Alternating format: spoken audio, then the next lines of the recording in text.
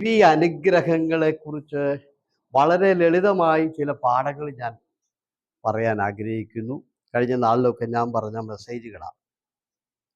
പലരും ചോദിക്കാറുണ്ട്, പാസ്റ്ററെ എന്താണ് ഞങ്ങൾക്ക് അനുഗ്രഹമില്ലാത്തത്, ഞങ്ങൾക്ക് എന്തുകൊണ്ട് പലതും ഞങ്ങൾക്ക് കിട്ടുന്നില്ല പ്രാർത്ഥിച്ചിട്ട്? ഒത്തിരി പേരുടെ ഒരു ചോദ്യമാണ്. സ്തോത്രം. ഈ 90% ഇന്നീ കാണുന്ന പ്രസംഗങ്ങളെല്ലാം ശരിയാണെന്ന് നിങ്ങൾ ധരിക്കരുത്. സ്തോത്രം. ഓരോരുത്തരും ഓരോരുത്തരുടേതായ രീതിയിൽ അങ്ങ് പറയുന്നുള്ളതേ ഉള്ളൂ കേട്ടോ. അതിൽ ഒന്നാമത്തെ കാരണം ഞാൻ പറയാം. നിങ്ങൾ ഈ വചനം അനുസരിക്കുക. എന്തുകൊണ്ടാണ് നമുക്ക് അനുഗ്രഹം പ്രാപിക്കാൻ കഴിയാത്തത്?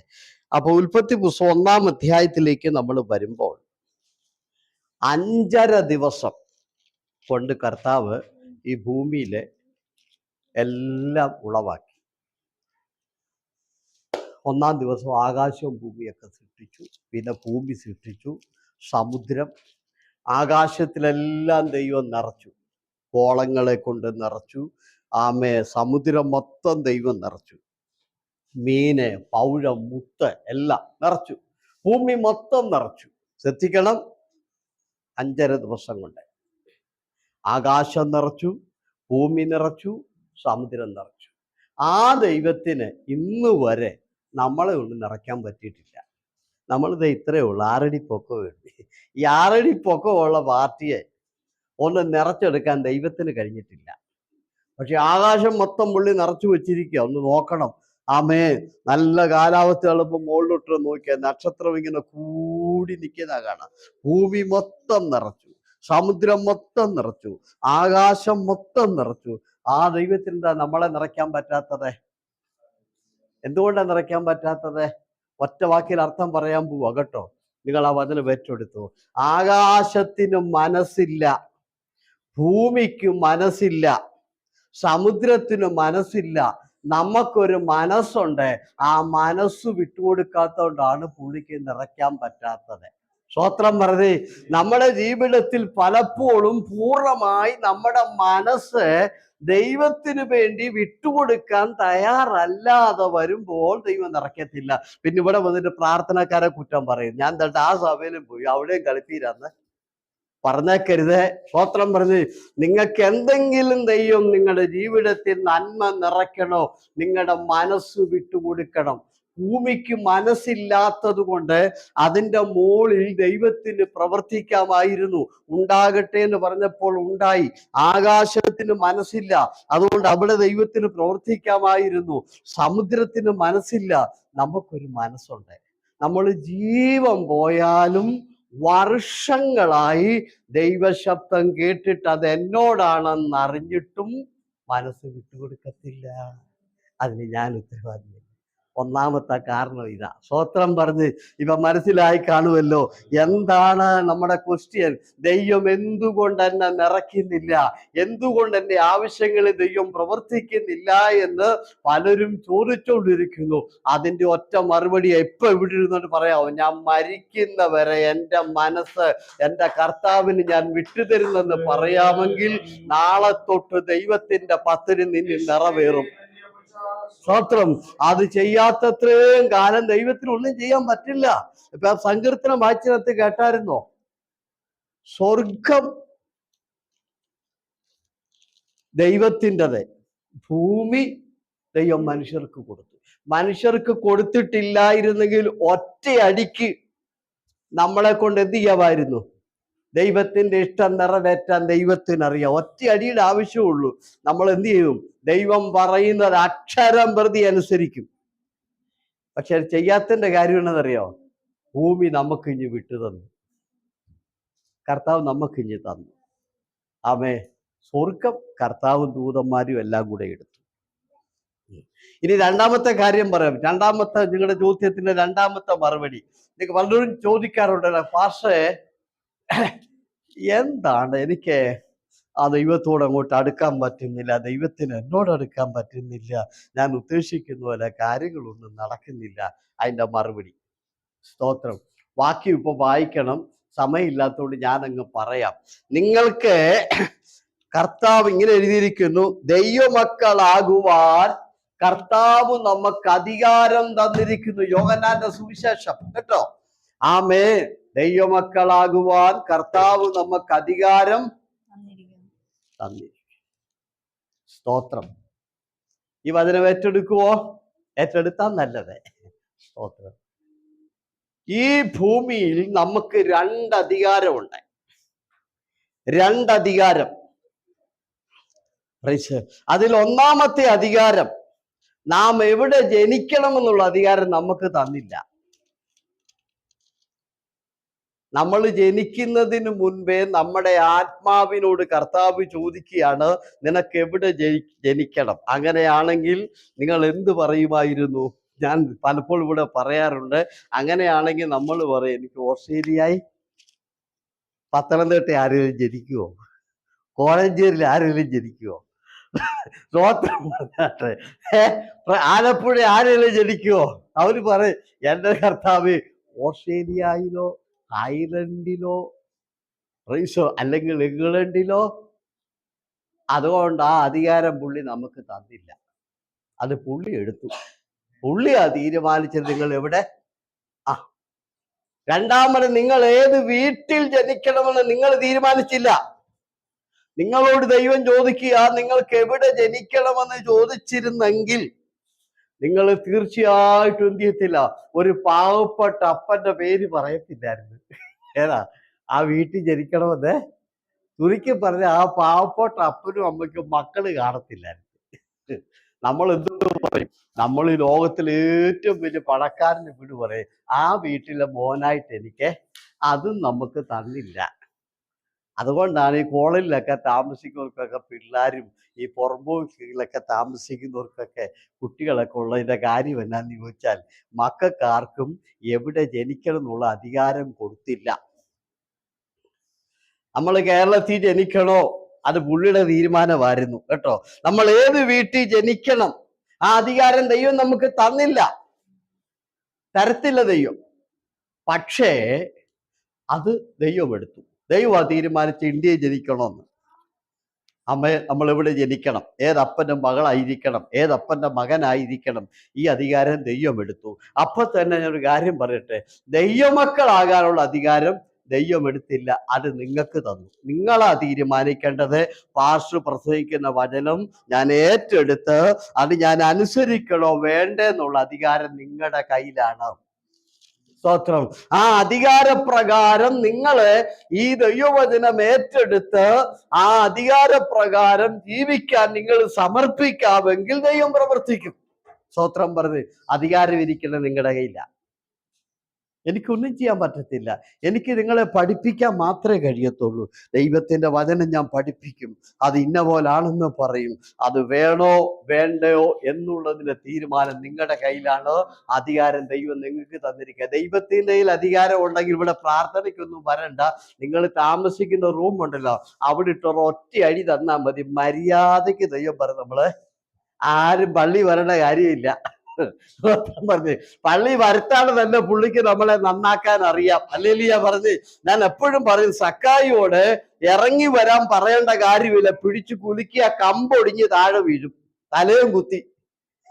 അതറിയാൻ മേലാഞ്ഞിട്ടല്ല പുള്ളിക്ക്. സ്തോത്രം. അപ്പൊ മനസ്സിലായോ?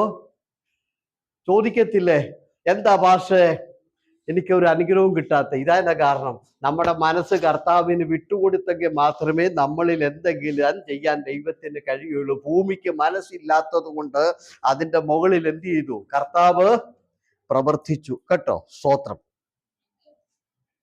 ഇത്രയും മനസ്സിലായല്ലോ? ഇനി ശാന്തമായി രണ്ടൂന്ന് കാര്യം കൂടെ പറഞ്ഞിട്ട് ഇന്നത്തെ ചിന്തയിലോട്ട് നമുക്ക് വരാം. സ്തോത്രം.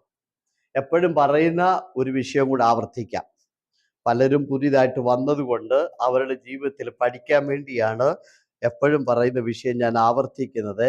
യോഹന്നാന്റെ സുവിശേഷം 2-ാം അധ്യായത്തിൽ കാനാവിലെ കല്യാണ വീട്ടിൽ വീഞ്ഞു തീർന്നപ്പോൾ യേശു ആ വീട്ടിലുണ്ടായിരുന്നു. യേശു ആ വീട്ടുകാർക്ക് പച്ചവെള്ളത്തെ വീഞ്ഞാക്കി കൊടുത്തു. ആ വീട്ടിലെ വിഷയങ്ങളെല്ലാം പരിഹരിച്ചു. എല്ലാവർക്കും അറിയാമല്ലോ. 2-ാം അധ്യായം യോഹന്നാന്റെ സുവിശേഷം അറിയാമല്ലോ, എടുത്തു വെച്ചു. ഞാൻ പറയുമ്പോൾ ഒന്ന് വായിച്ചേക്കുക കേട്ടോ. ഓക്കെ. അപ്പൊ ഇവിടെ 3 പാഠങ്ങൾ ഞാൻ പഠിപ്പിക്കുകയാണ്. നിങ്ങൾ വളരെ ശ്രദ്ധിച്ചാൽ ഈ 3 പാഠങ്ങൾ നമ്മുടെ ജീവിതത്തിൽ വലിയ പ്രാധാന്യം ഉളവാക്കേണ്ടതാണ്. ഇതൊരു കല്യാണ വീടായിരുന്നു. ആ വീട്ടിലെ പ്രധാനപ്പെട്ട ഒന്നായിരുന്നു വീഞ്ഞ്. അവരുടെ സദ്യക്ക് അത് തീർന്നുപോയി. വിളമ്പാൻ വീഞ്ഞില്ല. അവരങ്ങ് വിഷമിച്ചു കേട്ടോ. സ്തോത്രം. ആമേ. എന്ത് ചെയ്യാനാ? പെട്ടെന്ന് യേശു ഇടപെട്ടു. വിഷയത്തിന് പരിഹാരം കിട്ടി. അപ്പൊ നിങ്ങളുടെ ജീവിതത്തിൽ വിഷയത്തിന് പരിഹാരം വേണ്ടേ? ഓക്കെ. ഇനി ഞാൻ പറയുന്ന ഭാഗങ്ങൾ ശ്രദ്ധിച്ചു. സ്തോത്രം. 3 കാര്യങ്ങൾ. 1, ഒരു കല്യാണ വീട്ടിൽ എന്തില്ല? വീഞ്ഞ് തീരാൻ പാടില്ല. വീഞ്ഞ് തീരാൻ നിങ്ങളൊക്കെ നടത്തുന്ന കല്യാണത്തിന് ചോറ് തീരാൻ പാടില്ല. സദ്യക്ക് കറികളൊന്നും തീരാൻ പാടില്ല. ആമേ. നമ്മുടെ കല്യാണ സദ്യക്ക് ഉണ്ടാക്കുന്ന ഭക്ഷണം ഇടയ്ക്ക് തീർന്നു പോകരുത്, തീരാൻ പാടില്ല. പക്ഷെ ആ വീട്ടിൽ തീർന്നു. ഓക്കെ. ഇനി അതിന്റെ അർത്ഥം പറയട്ടെ ഒറ്റ വാക്കിൽ. സംഭവിക്കാൻ പാടില്ലാത്തത് സംഭവിച്ചു. ഹല്ലേലൂയ പറഞ്ഞ്. ഇന്ന് രാത്രി ഇത് അറിഞ്ഞോണ്ടേ ജീവിക്കാവുള്ളൂ. കുഞ്ഞെ, നിന്റെ ജീവിതത്തിൽ എപ്പോഴാന്ന് അറിയാൻ പറ്റില്ല. ജീവിതത്തിൽ സംഭവിക്കാൻ പാടില്ലാത്ത പലതും സംഭവിക്കും. ഒരു കല്യാണ വീട്ടുകാര് അവരുടെ ജീവിതത്തിൽ ഒരിക്കലും അങ്ങനെ സംഭവിക്കാൻ പാടില്ല. എങ്ങനെ? കല്യാണ സദ്യക്ക് ഉണ്ടാക്കുന്ന വിഭവങ്ങളൊന്നും തീരാൻ പാടില്ല. സംഭവിക്കാൻ പാടില്ലാത്തത് ആ വീട്ടിൽ സംഭവിച്ചു. സ്തോത്രം പറഞ്ഞേ. 1. അടുത്ത 2. സ്തോത്രം. അവിടെ എഴുതിയിരിക്കുന്ന ഇങ്ങനെയാണ്: കല്യാണ സദ്യക്ക് വിരുന്ന് വാഴി ആ വീഞ്ഞ് രുചിച്ചു നോക്കി. വിരുന്ന് വാഴി എന്ന മലയാളം പദത്തിലാ കേട്ടോ. അതിന്റെ ശരിയായ മൂലപദം കേറ്ററിംഗ് സർവീസ് നടത്തുന്ന ആള്, മാനേജർ എന്നാണ് മൂലപദം. അപ്പം കേറ്ററിംഗ് സർവീസുകാരെ അവിടെ സദ്യയെല്ലാം ഒരുക്കിയിട്ടുണ്ടായിരുന്നു. പക്ഷേ കല്യാണത്തിന്റെ നല്ല സമയമായപ്പോ തീർന്നു. സ്തോത്രം. 2-ാമത്തെ കാര്യം ഒറ്റ വാക്കി പറയട്ടെ. എന്താ? കണക്കുകൂട്ടൽ തെറ്റി. സ്തോത്രം പറഞ്ഞേ. കേറ്ററിംഗ് സർവീസുകാരെ വിളിച്ച് കണക്കുകൂട്ടി ആ വീട്ടുകാരുണ്ടാക്കി. പക്ഷേ അവരുടെ കണക്കുകൂട്ടൽ തെറ്റി. ഒരു ഹല്ലേലൂയ പറഞ്ഞേ. ഇന്ന് രാത്രി നീ ഓർത്തോണം, നിന്റെ ജീവിതത്തിലെ കണക്കുകൂട്ടലുകൾ എപ്പോഴാ തെറ്റുന്നെന്ന് കുഞ്ഞെ പറയാൻ പാടില്ല. ഇന്ന് രാവിലെ ഞങ്ങൾ സംസാരിച്ചപ്പോൾ ഞാൻ പറയുകയായിരുന്നു, ഇന്നലെ വലിയൊരു ദുരന്തം നമ്മുടെ കുവൈറ്റിൽ ഉണ്ടായി. 49 പേര് മരിച്ചു. സ്തോത്രം പറഞ്ഞേ. ഹല്ലേലൂയ. കണ്ടോ? കണക്കൂട്ടിൽ എപ്പോഴാ തെറ്റുന്നു വല്ലതും പറയാൻ ഒക്കുവോ? ആമേ. Praise the Lord. അതിന്റെ മാനേജരെ കുറിച്ച് മലയാളിയാ പറയുന്നത് കേട്ടു. ആമേ. വാർത്തയിൽ ഇങ്ങനെ കണ്ടു. അദ്ദേഹത്തിന് 4000 കോടി രൂപയുടെ സ്വത്തുണ്ട്. ആമേ. അദ്ദേഹത്തിന് വ്യവസ്ഥയല്ലാത്ത എത്രയുണ്ടെന്ന് നമുക്ക് അറിയത്തില്ല. പക്ഷെ ആൾ ഒളിവില്ല. 5000 കോടി ഉണ്ടായിട്ടും മനുഷ്യന്റെ വെട്ടത്ത് വന്ന് വെള്ളം കുടിക്കാൻ മേലെ. എന്തോ പറയാനാ? സ്തോത്രം പറഞ്ഞാട്ടെ. ഞാൻ പറഞ്ഞതിന്റെ അർത്ഥം മനസ്സിലായോ? മനുഷ്യന്റെ കണക്ക് കൂട്ടൽ തെറ്റും. സ്തോത്രം പറഞ്ഞ്. ആ കല്യാണ വീട്ടുകാർ ഒരിക്കലും ഞങ്ങൾ കണക്ക് കൂട്ടിയത് തെറ്റത്തില്ലെന്നാ വിചാരിച്ചത്. ആ കല്യാണത്തിന്റെ നല്ല സമയമായപ്പോൾ അവരുടെ കണക്ക് കൂട്ടൽ തെറ്റി. ഇന്ന് രാത്രി ഞാൻ പറയുന്നു, സ്നേഹിത, ഈ ബഹറിന്റെ പ്രദേശത്ത് നീ കണക്ക് കൂട്ടിയത് തെറ്റുവേ. മനുഷ്യൻ കണക്ക് കൂട്ടിയതെല്ലാം വിജയിച്ചിരുന്നെങ്കിൽ ഇന്ന് ലോകം ഇവിടെ ചെന്നേനെ. കണക്ക് കൂട്ടൽ തെറ്റി. സംഭവിക്കാൻ പാടില്ലാത്തത് ആ വീട്ടിൽ സംഭവിച്ചു. വീഞ്ഞ് തീരാൻ പാടില്ല. അടുത്ത 3-ാമത്തത് എന്താണെന്നറിയാമോ? എന്താ അടുത്ത 3-ാമത്തത്? ആ കല്യാണ വീട്ടുകാർക്ക് വീഞ്ഞുണ്ടാക്കിക്കൊണ്ട് വന്നിട്ട് വിളമ്പാനുള്ള സമയമില്ല. 2, വീഞ്ഞു മേടിക്കാൻ സ്ഥലമില്ല. 3, വീഞ്ഞു കൊടുക്കാൻ ആരുമില്ല. Praise the Lord. അങ്ങനെ ഒറ്റ വാക്കി പറഞ്ഞാൽ സകല വഴിയും അടഞ്ഞു. സ്തോത്രം. മേടിക്കാൻ സ്ഥലമില്ല, കൊടുക്കാൻ ആളില്ല, ഉണ്ടാക്കാൻ നേരമില്ല. ഇന്ന് രാത്രി സകല വഴി അടഞ്ഞ ചിലർ ഇതിനകത്ത് ഇരിപ്പുണ്ട്. ഹല്ലേലൂയ പറഞ്ഞ് ജീവിതത്തിലെ സകല വഴികളും അടഞ്ഞിട്ട് ഒരൊറ്റ സ്റ്റെപ്പ് പോലും മുൻപോട്ടെടുക്കാൻ കഴിയാതിരിക്കുന്ന അനേകരുന്നുണ്ട്. നമ്മുടെ നടുവിലും ഇന്ന് ചിലരിപ്പുണ്ട്. ജീവിതത്തിൽ ചില പ്രശ്നത്തിന്റെ നടുവില് മുന്നോട്ട് നീങ്ങാൻ കഴിയാതെ സകല വഴികളും അടഞ്ഞിരിക്കുന്ന ചിലർ ഇന്നത്തെ ആരാധനയിൽ ഉണ്ടല്ലോ. അങ്ങനെ ഉള്ളവർക്ക് വേണ്ടി സ്വർഗ്ഗം ഇന്ന് രാത്രി പ്രവർത്തിക്കട്ടെ. എല്ലാ വഴി അടഞ്ഞു. ഓക്കെ, ഇനി അതിന്റെ അർത്ഥം എന്താണ്? അതിന്റെ അർത്ഥം എന്താ? അതിന്റെ അർത്ഥം രണ്ട് കൈയും മലർത്തി. ഹല്ലേലൂയ പറഞ്ഞേ. ഒന്നും ചെയ്യാൻ പറ്റില്ല. ഉണ്ടാക്കിക്കൊണ്ടുവന്ന് വിളമ്പാൻ സമയമില്ല, കൊടുക്കാൻ ആളില്ല, കിട്ടാൻ സ്ഥലമില്ല.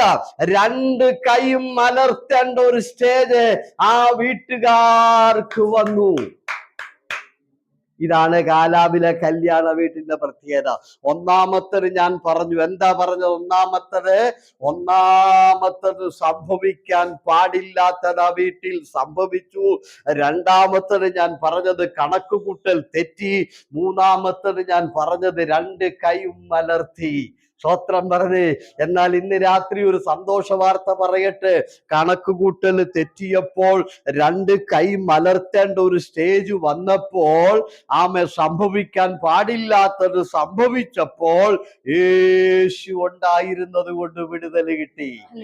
ഇന്ന് രാത്രിയിൽ സംഭവിക്കാൻ പാടില്ലാത്ത നിന്റെ ജോലിയിൽ അത് സംഭവിക്കും കേട്ടോ. ജീവിതത്തിൽ സംഭവിക്കും. ഒരിക്കലും പ്രതീക്ഷിക്കാത്ത ചില കാര്യങ്ങൾ നമ്മുടെ ജീവിതത്തിൽ സംഭവിക്കും. നമ്മുടെ കണക്കൂട്ടലുകൾ മൊത്തം തെറ്റും. സ്തോത്രം. രണ്ട് കൈ മലർത്തേണ്ട സ്റ്റേജ് വരും. എന്നാൽ ഇന്ന് രാത്രി നീ അറിഞ്ഞോളുക, യേശു ഉണ്ടെങ്കിൽ നീ വിജയിക്കും. ആ കല്യാണ വീട്ടിൽ യേശു ഉണ്ടായിരുന്നത് കൊണ്ട് അവരുടെ എല്ലാ വഴികളും അടഞ്ഞിട്ടും അവര് പരാജയപ്പെട്ടില്ല. സ്തോത്രം പറഞ്ഞേ. അതുകൊണ്ട് യേശുവിനെ മുറുകെ പിടിച്ചു, യേശുവിനെ ജീവിതത്തിൽ കൂട്ടിക്കൂ. എല്ലാ വഴി അടഞ്ഞാലും നീ പരാജയപ്പെടുകയില്ല. എല്ലാ കണക്കുകൂട്ടൽ തെറ്റിയാലും നിങ്ങൾ പരാജയപ്പെടുകയില്ല. സ്തോത്രം പറഞ്ഞാട്ട് നിങ്ങളുടെ ജീവിതത്തിൽ രണ്ട് കൈ മലർത്തേണ്ട സ്റ്റേജ് വന്നാലും നിങ്ങൾ പരാജയപ്പെടുകയില്ല. ജോലിയിലും വിസയിലും ബിസിനസ്സിലും കണക്കുകൂട്ടലുകളൊക്കെ തെറ്റാൻ സാധ്യതയുണ്ട്.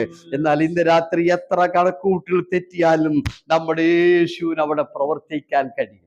ഹല്ലേലൂയ പറഞ്ഞേ. നമ്മുടെ ജീവിതത്തിൽ രണ്ട് കൈ മലർത്തേണ്ട ഒരു സ്റ്റേജ് വന്നാലും നമ്മുടെ യേശുവിന് അവിടെ പ്രവർത്തിക്കാൻ കഴിയും. സ്തോത്രം പറഞ്ഞേ. നമ്മുടെ ജീവിതത്തിൽ എല്ലാ വഴികളും അടഞ്ഞാലും നമ്മുടെ യേശുവിന് പ്രവർത്തിക്കാൻ കഴിയും. ഇന്ന് രാത്രി ചില വിഷയത്തില് എല്ലാ വഴി അടഞ്ഞവരും ഇവിടെ ഉണ്ട്. രണ്ട് കൈ മലർത്തിയിരിക്കുന്ന ചിലരുണ്ട്. കർത്താവേ, ഇനി ഈ വിഷയത്തിൽ എന്നെ കൊണ്ടൊന്നും പറ്റത്തില്ല, ഈ വിഷയം പരിഹരിക്കാൻ എന്നെ കൊണ്ട് പറ്റുകയില്ല. എന്നാൽ ഇന്ന് രാത്രി ഞാൻ പറയുന്നു, യേശു ഇവിടെയുണ്ട്. നീ രണ്ട് കൈയും മലർത്തിയ വിഷയത്തിൽ യേശുവിന് പ്രവർത്തിക്കാൻ കഴിയും. നിന്റെ വഴികൾ അടഞ്ഞെടുത്ത് യേശുവിന് പ്രവർത്തിക്കാൻ കഴിയും. ഇന്ന് രാത്രി നീ യേശുവിന്റെ കരത്തിലേക്ക് നിന്നെ ഒന്ന് സമർപ്പിച്ച് ഒന്ന് ഏൽപ്പിച്ചു കൊടുക്കേ. കർത്താവ് അത്ഭുതങ്ങളുടെ ദൈവമാണ്, അതിശയത്തിന്റെ ദൈവമാണ്. ആമേൻ. ഇനി നമുക്ക് ആ വാക്യം വായിക്കാം. 2-ാം അധ്യായത്തിന്റെ 7-ാമത്തെ വാക്യം. യേശു അവരോട്, ഈ കൽപാത്രങ്ങളിൽ വെള്ളം നിറപ്പീൻ എന്ന് പറഞ്ഞു. അവർ വക്കോളവും നിറച്ചു. ഇപ്പോൾ കോരി വിരുന്നുവാഴിക്ക് കൊണ്ടുപോയി കൊടുപ്പീൻ എന്ന് അവൻ പറഞ്ഞു. അവർ കൊണ്ടുപോയി കൊടുത്തു. അതെവിടെ നിന്നെന്ന് വെള്ളം കോരിയ ശുശ്രൂഷക്കാരല്ലാതെ വിരുന്നുവാഴി അറിഞ്ഞില്ല. ഇവിടെ ശ്രദ്ധിക്കേണ്ട ചില കാര്യങ്ങൾ കേട്ടോ. ഒന്നാമത്തത് ഇവിടെ ശ്രദ്ധിക്കേണ്ട എന്താന്ന് ചോദിച്ചാല്, പ്രൈസ് ദി ലോർഡ്, ഞാൻ മുമ്പേ പറഞ്ഞതുപോലെ ഈ വീട്ടുകാർക്ക് വീഞ്ഞ് കിട്ടാൻ ഇനി ഒരു സ്ഥലമില്ല. ചില മേടിച്ചോണ്ട് വരാൻ സ്ഥലമില്ല, ഉണ്ടാക്കാൻ നേരമില്ല, കൊടുക്കാൻ ആളുമില്ല. എല്ലാ വഴിയും അടഞ്ഞു, അവർക്ക് ഒരിടവും ഇല്ല. സ്തോത്രം. അതിന്റെ അർത്ഥം എന്താ? അതിന്റെ അർത്ഥം അവരുടെ ജീവിതത്തിലെ ഈ വിഷയത്തിൽ ഒരിക്കലും എന്തല്ല, വിടുതലില്ല. എല്ലാ വഴി അടഞ്ഞു, എല്ലാ സാധ്യതകളും അടഞ്ഞു, ഒന്നുമില്ല. അപ്പൊ യേശു പറഞ്ഞു, നിങ്ങളൊരു കാര്യം ചെയ്യും, ആ കിണറ്റിൽ കിടക്കുന്ന പച്ചവെള്ളം അവിടെ 6 പാത്രമുണ്ട്, അതെടുത്ത് കഴുകി അതിനകത്തോട്ട് കോരി വെക്കാൻ പറഞ്ഞു. പച്ചവെള്ളം അങ്ങോട്ട് കോരി വെച്ചോണ്ട് യേശു പറഞ്ഞു, ഓക്കെ, നിങ്ങൾ കൊണ്ട് വിരുന്നുവാഴിക്ക് വിളമ്പാൻ പറഞ്ഞു. ഉടനെ അത് വീഞ്ഞായി. എന്താ നമ്മൾ പഠിച്ചത്? പറഞ്ഞട്ടെ, എന്താ പഠിച്ചത്? പഠിച്ചെന്താന്ന് ചോദിച്ചാൽ, ഇവിടെ എല്ലാ വഴികളും അടഞ്ഞു, ഇനി ഒരു വഴിയും ഇല്ല. പക്ഷെ യേശു പറഞ്ഞ കിണറ്റിൽ വെള്ളമുണ്ട്, കോരി വെക്കാൻ പറഞ്ഞു. ഒറ്റ വാക്കി പറയട്ടെ, കുഞ്ഞെ, നിന്റെ ജീവിതത്തിൽ എല്ലാ വഴികളും അടഞ്ഞെങ്കിലും യേശുവിന്റെ പക്കൽ 100 വഴി നിനക്ക് വേണ്ടിയുണ്ട്. സ്വത്രം പറയും. യേശുവിന് ആ വീട്ടുകാർക്ക് വേണ്ടി പ്രവർത്തിക്കുവാൻ ആ കിണറ്റിലെ പച്ചവെള്ളത്തിന്റെ ആവശ്യമേ ഉള്ളൂ. അല്ലെങ്കിൽ ഞാൻ പറഞ്ഞാട്ടെ, ഇന്ന് രാത്രി നീ അറിഞ്ഞുകൊള്ളുക, നിന്റെ ജീവിതത്തിന് മുൻപിലെ സകല വഴികളും അടഞ്ഞെങ്കിൽ നിന്റെ വിഷയം പരിഹരിക്കാൻ യേശുവിന് അനേക വഴികളുണ്ട്. അതിലൊരു വഴിയാണ് ആ കിണറ്റിലെ പച്ചവെള്ളം. ഇനി ആ കിണറ്റിൽ പച്ചവെള്ളമില്ലേ? ആമേ, പ്രൈസ്. യേശുവിന് പച്ചവെള്ളത്തിന്റെയും ആവശ്യമില്ല. സ്വത്രം പറഞ്ഞത് വെറും കാലിഭരണി മതി. സ്വത്രം പറഞ്ഞാട്ടെ. അങ്ങനാണെങ്കിൽ ഇന്ന് രാത്രി അറിഞ്ഞോളുക, എല്ലാ വഴി അടഞ്ഞവരെ മുട്ടുമടക്കി നിങ്ങൾ പ്രാർത്ഥിക്കൂ. നിങ്ങൾക്ക് വേണ്ടി യേശുവിന്റെ പക്കൽ അനേക വഴികളുണ്ട്. അത് തുറക്കും. നിങ്ങൾക്ക് വേണ്ടി യേശുവിന്റെ പക്കൽ അനേക വഴിയുണ്ട് കേട്ടോ. യേശു പറഞ്ഞ അതിനകത്ത് വെള്ളം കോരാൻ പറഞ്ഞു. ഞാൻ പറയാൻ പോകുന്ന അതൊന്നുമല്ല. ആമേ, 6-ാമത്തെ വാക്യം ഒന്നുകൂടെ ഒന്ന് വായിക്കുക. 2:6. അവിടെ യഹൂദന്മാരുടെ ശുദ്ധീകരണ നിയമം അനുസരിച്ച് 2-3 പറ വീതം കൊള്ളുന്ന 6 കൽപാത്രം ഉണ്ടായിരുന്നു. അടി വരയിടണം. നമ്മൾ ഈ പുസ്തകങ്ങളൊക്കെ വായിക്കുമ്പം അങ്ങ് വായിച്ചു പോകും, ആരും അങ്ങനെ ശ്രദ്ധിക്കാറില്ല. അവരുടെ കുഴപ്പമല്ല, അവരതിനെക്കുറിച്ച് വേണ്ടി ചിന്തിക്കാത്തതുകൊണ്ടാ. അവിടുത്തെ ആ പദങ്ങളൊക്കെ ഉണ്ട്. ശുദ്ധീകരണ നിയമം കണ്ടോ? ശുദ്ധീകരണ നിയമം. ആ നിയമപ്രകാരം 6 കൽപാത്രങ്ങൾ ആ കിണറിന്റെ തൊട്ടടുത്തിരിപ്പുണ്ട്. സ്വത്രം. അവരുടെ ഒരു നിയമമാണ്, പാരമ്പര്യമായൊരു നിയമമാണ്, അവരുടെ ഒരു ആചാര നിയമമാണ് അവരുടെ ഇടയില് കാല് കഴുകുക എന്നുള്ളത്. അങ്ങനെ ഒരു ആചാര നിയമം, ഒരു പാരമ്പര്യ നിയമപ്രകാരം ഒരു 6 പാത്രം പുറത്തിരിപ്പുണ്ട്. കർത്താവ് പറഞ്ഞു, ആ നിയമപ്രകാരം ഇരിക്കുന്ന പാത്രം ഉണ്ടല്ലോ, അതിഞ്ഞെടുക്കാൻ പറഞ്ഞു. അതവിടെ നിന്നെ. വേറെ നിയമമില്ലാത്ത പാത്രം അകത്തുണ്ട്, പക്ഷെ കർത്താവ് പറഞ്ഞു അത് വെഞ്ഞെടുക്കാൻ പറഞ്ഞു. അപ്പോൾ ഇന്ന് രാത്രി ഞാൻ പറയുക കേട്ടോ, ചില പാരമ്പര്യ നിയമത്തിനകത്തുനിന്ന് വെളിയിലോട്ട് ഇറങ്ങാവോ? സ്വത്രം പറ, ഇറങ്ങാവോ? ആ നിയമപ്രകാരം ഇരിക്കുന്ന പാത്രം, ആ നിയമം പൊട്ടിച്ച് അതിങ്ങെടുത്തോണ്ട് വരാൻ പറഞ്ഞു. ഞാൻ ഇന്ന് രാത്രി ചോദിക്കട്ടെ, ചില വർഷങ്ങളായി നമ്മൾ പിന്തുടർന്നു വരുന്ന ചില പാരമ്പര്യങ്ങളും ചില ആചാര നിയമങ്ങളും പൊട്ടിച്ചിട്ട് ഒന്ന് വെളിയിലോട്ട് വരാമെങ്കിൽ ഇന്ന് രാത്രിയിൽ ദൈവത്തിന് ചിലതൊക്കെ പ്രവർത്തിക്കാൻ കഴിയും. ആ നിയമപ്രകാരം ഇരിക്കുന്ന പാത്രം, ആ നിയമത്തിനകത്തു നിന്ന് യേശു പുറത്തെടുത്തിട്ട് പറഞ്ഞു, അത് എൻ്റെ അടുക്കൽ കൊണ്ടുവരാൻ പറഞ്ഞു. കൊണ്ടുവന്ന് പറഞ്ഞു, അത് കഴുകി അതിനകത്ത് വെള്ളം നിറയ്ക്കാൻ പറഞ്ഞു. അങ്ങനെ ആ പാരമ്പര്യ നിയമത്തിനകത്തുനിന്ന് പാത്രം എടുത്തു വെളിയിൽ കൊണ്ടുവന്ന് കഴുകി നിറച്ചപ്പോൾ ആ പാത്രത്തിൽ ദൈവത്തിന്റെ അത്ഭുതം ദൈവം ചെയ്തു. ആ നിയമം അങ്ങ് പൊട്ടട്ടെ. സ്വത്രം. വർഷങ്ങളായി നമ്മൾ പിന്തുടരുന്ന ചില ആചാരങ്ങൾ, ചില ആചാര നിയമങ്ങൾ, ചില പാരമ്പര്യ നിയമങ്ങൾ ഈ പാത്രത്തെ ദൂരെ കൊണ്ട് വെച്ചിരിക്കുക. ആ യേശുവിനെ ആ പാത്രത്തിൽ വലിയ അത്ഭുതങ്ങൾ ചെയ്യാൻ യേശു ആഗ്രഹിക്കുന്നു. ആ പാത്രത്തിനകത്ത് ഈ കാനാവിലെ കല്യാണ വീട്ടുകാർക്ക് വേണ്ടി ചില അത്ഭുതങ്ങൾ ചെയ്യാൻ കർത്താവ് ആഗ്രഹിക്കുകയാണ്. അതുകൊണ്ട് കർത്താവ് ആ പാത്രം എടുപ്പിച്ചു. ഇന്ന് രാത്രി ദൈവവൈതലേ, ചില പാരമ്പര്യമൊക്കെ പൊട്ടട്ടെ, ചില നിയമങ്ങളൊക്കെ വലിച്ചെറിഞ്ഞ് പുറത്തോട്ട് വാ. ഓക്കെ, ആ പാത്രം കൊണ്ടുവന്ന് വെളിയിൽ വെച്ചു.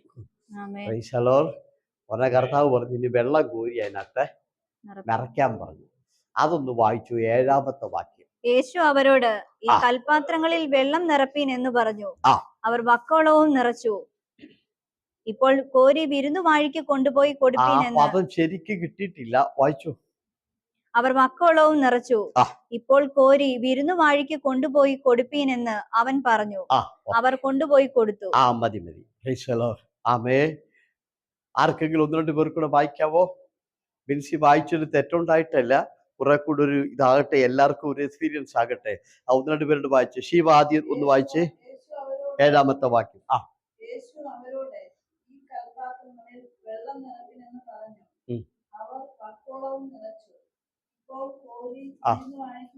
അതിന് തമിഴ് നോക്കിക്കേ, 7-ാമത്തെ വാക്യം.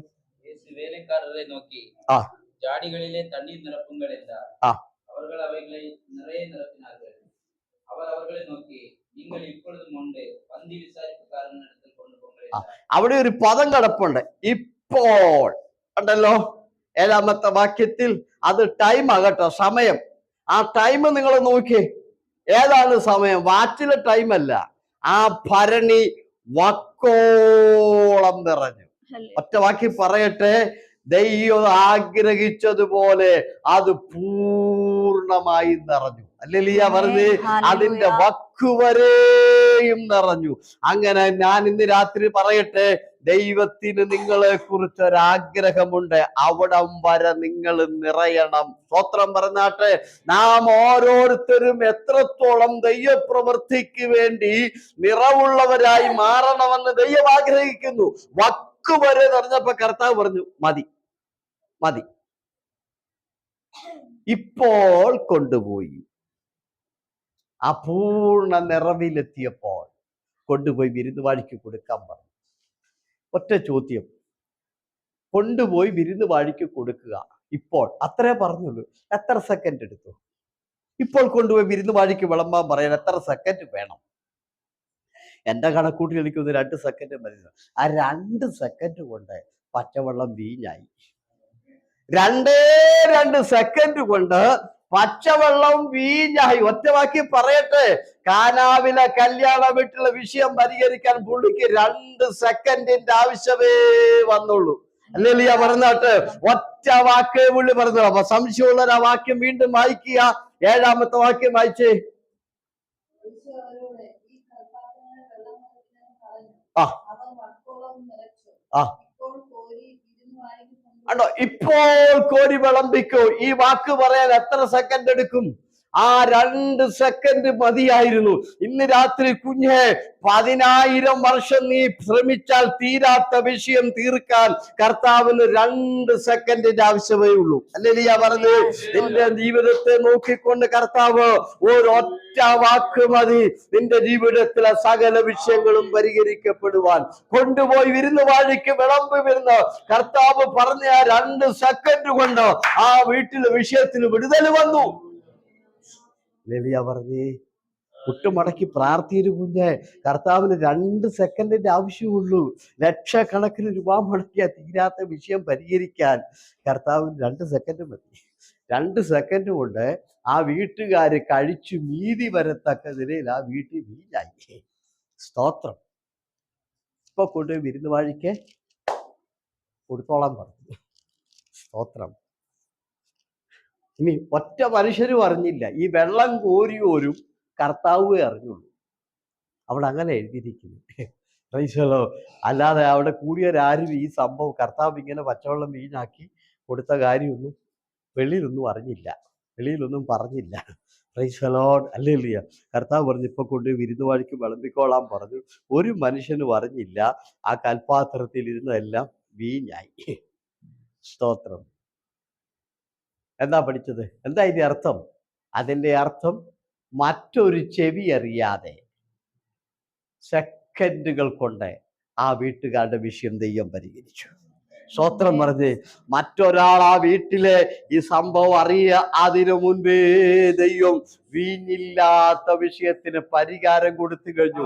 അയൽവാസികൾ ആരും അറിഞ്ഞില്ല, അതിന് മുമ്പേ വിഷയം ഇവിടെ പരിഹരിച്ചു കഴിഞ്ഞു. കല്യാണത്തിന് വന്നോര് പോലും അറിഞ്ഞില്ല, അതിന് മുമ്പ് വിഷയം പരിഹരിച്ചു കഴിഞ്ഞു.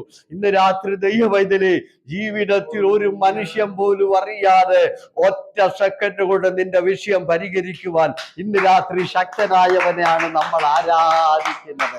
എല്ലാരും ഹല്ലേലൂയ പറഞ്ഞേ. ഈ ദൈവത്തിന് മുൻപാകെ നമുക്ക് സമർപ്പിച്ചു കൊടുക്കാം.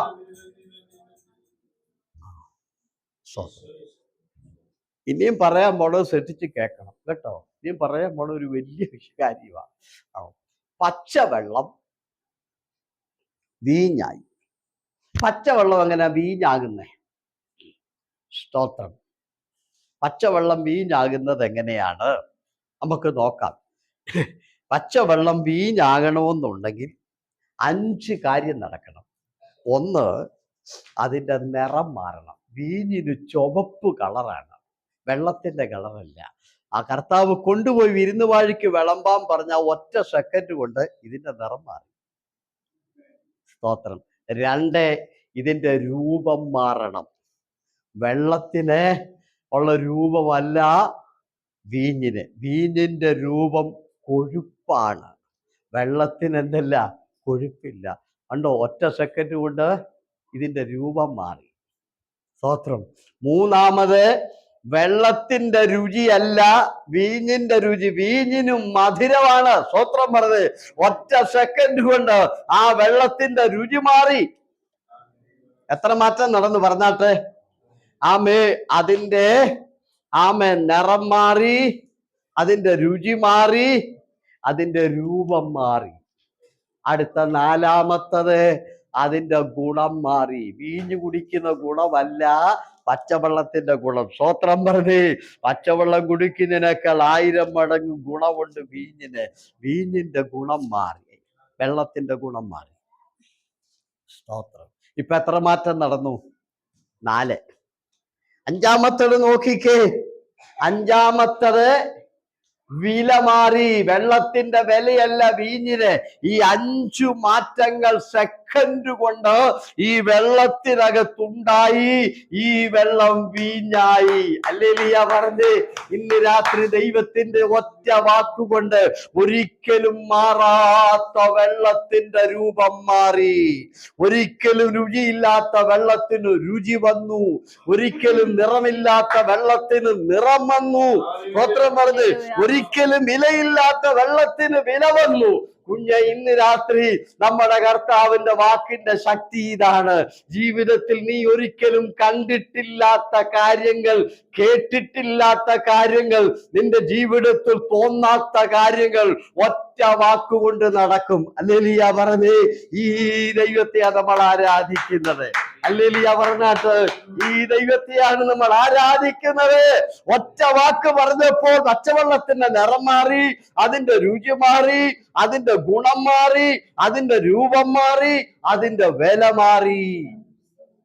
അത് വീഞ്ഞായി. സ്തോത്രം. ഹല്ലേലൂയ പറഞ്ഞേ. ഇനിയും ഇതിന്റെ ആകെത്തുക എന്താ? ഇതിന്റെ എല്ലാത്തിൻ്റെയും കൂടെ എടുത്തു നോക്കിയാൽ ഒറ്റ കാര്യമുള്ളൂ. എന്താണെന്നറിയാവോ? നിസാരമായ പച്ചവെള്ളം കർത്താവിന്റെ മുൻപിലോട്ട് കൊണ്ടുവന്ന് 6 പാത്രത്തിൽ വെച്ചു. സ്തോത്രം. കർത്താവ് പറഞ്ഞപ്പോൾ തന്നെ നിറം മാറി, രുചി മാറി, ഗുണം മാറി, വില മാറി, എല്ലാം മാറി. അപ്പൊ നമ്മൾ ഒരു കാര്യം ഓർത്തുള്ളൂ. കർത്താവ് ഒരു വാക്ക് പറഞ്ഞാൽ നമ്മുടെ ജീവിതത്തിൽ എവിടെല്ലാം മാറ്റം വരണോ അവിടെ എല്ലാം മാറ്റം വരും. അതിന് ഒത്തിരി ഒന്നും വേണ്ട. സ്തോത്രം. പാത്രം വിളമ്പാൻ കൊണ്ടുപോക്കോളാൻ പറഞ്ഞു. അവരവിടെ ചെന്ന് തുറന്ന് വിളമ്പാൻ നോക്കിയപ്പോൾ ഇത് വീഞ്ഞ. ആ വീഞ്ഞ് രുചിച്ച ആൾക്കാർ അവിടെ കല്യാണ വീട്ടിൽ എഴുതിയിട്ടുണ്ട്. അവർ ചോദിക്കുകയാണ്, ഇത്രത്തോളം നല്ലത് നിങ്ങൾ ഇതുവരെ എവിടെയാ വെച്ചെന്ന്? ഇത്രത്തോളം നല്ലത് നിങ്ങൾ എവിടെയാ വെച്ചത്? ആദ്യാദ്യം എല്ലാം വിളമ്പിയത് നല്ല വീഞ്ഞല്ലോ, ഇത് എവിടെയാ വെച്ചെന്ന് ചോദിച്ചു. ഇത്രത്തോളം നല്ലത് എവിടെയാ വെച്ചത്? Praise the Lord. ഹല്ലേലൂയ. അപ്പൊ കർത്താവ് ഉണ്ടാക്കിയ വീഞ്ഞ് ആമേ എല്ലാ വീഞ്ഞിനേക്കാളും ശ്രേഷ്ഠമായി. ഇനി അതിൻ്റെ ഏറ്റവും ഒടുവിലത്തെ കാര്യം കൂടെ പറഞ്ഞ് ഞാൻ അവസാനിപ്പിക്കാം ഭാഗം. ഇവിടെ നിങ്ങൾ കണ്ടോ, വീഞ്ഞ് പച്ചവെള്ളം കൊണ്ട് വെച്ചപ്പോൾ യേശു അത് കയ്യിൽ പോലും എടുത്തില്ല. കൊണ്ടുപോയി വിരുന്നുവാഴിക്ക് വിളമ്പാൻ പറഞ്ഞപ്പോൾ അത് വീഞ്ഞായി. ഇന്ന് രാത്രിയിൽ സമർപ്പിക്കാവോ? എന്നാൽ അടുത്ത പോയിന്റ് ഞാൻ പറയുമ്പോൾ അത് നിറവേറും. അതിന് സമർപ്പണത്തോടെ തയ്യാറാണോ? ഇന്ന് രാത്രി എത്ര പേര് തയ്യാറാകും? ഒറ്റ വാക്കിൽ അർത്ഥം പറയട്ടെ. വില കുറഞ്ഞ പച്ചവെള്ളത്തെ, നിസാരമായ പച്ചവെള്ളത്തെ, നിറമില്ലാത്ത പച്ചവെള്ളത്തെ, ഗുണമില്ലാത്ത പച്ചവെള്ളത്തെ, രുചിയില്ലാത്തതിന്, വിലയില്ലാത്തതിന്, നിറമില്ലാത്തതിന്, രുചിയില്ലാത്തതിന്, രൂപമില്ലാത്തതിന് കർത്താവിന്റെ കയ്യിലോട്ട് കൊടുത്തപ്പോൾ അത് വിലയേറിയതായി മാറി. ഹല്ലേലൂയ പറഞ്ഞ് ഇന്ന് രാത്രി ഞാൻ ചോദിക്കട്ടെ, ദൈവത്തിന്റെ കരത്തിൽ നിന്നെ കൊടുക്കാൻ പറ്റുമോ? ഹല്ലേലൂയ പറ. ആമേ. വിലയില്ലാത്ത യേശുവിന്റെ കയ്യിലോട്ട് കൊടുത്തപ്പോൾ അത് വിലയേറിയ മാറി. മാത്രം പറഞ്ഞ് നിറമില്ലാത്തതായിരുന്നു, യേശുവിന്റെ കയ്യിൽ കൊടുത്തപ്പോൾ അതിന് നിറമുള്ളതായി മാറി. ഹല്ലേലൂയ പറഞ്ഞാൽ ഇന്ന് രാത്രി എത്ര പേര് സമർപ്പിക്കും? എന്റെ ജീവിതത്തില് ഇനി എത്ര കാലം എനിക്ക് ആയുസുണ്ടോ അത്രത്തോളം ഞാൻ എന്റെ കർത്താവിന്റെ കരത്തിൽ തരുന്നു. ഇന്ന് രാത്രി വിലയില്ലാത്ത വെള്ളത്തെ, വില കുറഞ്ഞ വെള്ളത്തെ, നിസാരമായ പച്ചവെള്ളത്തെ യേശുവിന്റെ കയ്യിൽ കൊടുത്തപ്പോൾ അതിനെ ദൈവം വിലയേറിയതാക്കി ഉയർത്തിയെങ്കില് ഇന്ന് രാത്രി ദൈവ വൈതലേ നിന്നെ ദൈവത്തിന്റെ കരത്തിൽ സമർപ്പിച്ചാൽ ഈ ബഹറിന്റെ പ്രദേശത്ത് വിലയേറിയതാക്കി മാറ്റാൻ ദൈവത്തിന് കഴിയും, വില ഉള്ളതാക്കി മാറ്റാൻ ദൈവത്തിന് കഴിയും. എത്ര പേര് തയ്യാറുണ്ട്? അത് ആദ്യമേ ചോദിച്ചത്. ഇത് 11-ാമത്തെ വാക്യം വായിക്കാം, 2-ാം അധ്യായത്തിന്റെ.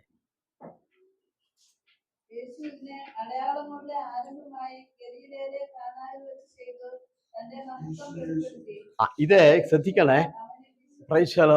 ഇത് യേശുവിന്റെ ആരംഭമാ, സ്റ്റാർട്ടിങ്, ആദ്യത്തെ അത്ഭുതമാണ് കേട്ടോ. യേശു ലോകത്തിൽ വന്നിട്ട് ആദ്യമായി ചെയ്ത അത്ഭുതമാണ് കാനാവിലെ കല്യാണ വീട്ടിൽ. കണ്ടല്ലോ അത്ഭുതങ്ങളുടെ ആരംഭം.